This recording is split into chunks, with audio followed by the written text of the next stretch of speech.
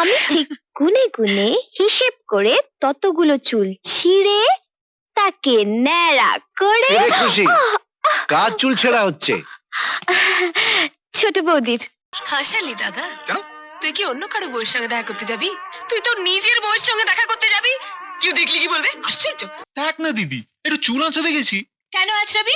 রাজ্যের ময়লা তোর চুলে, রোজ চিরুনি ময়লা করে দিস, একদিনে পরিষ্কার করিস?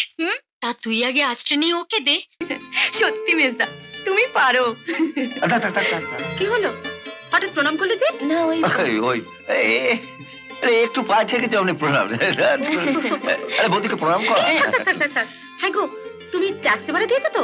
আমার একটাই অনুরোধ মা, যতদিন বাঁচবি বোন নয় মায়ের চোখে ওদের দেখ, মায়ের স্নেহ দিয়ে ওদের একটু একটু করে বড় করতে।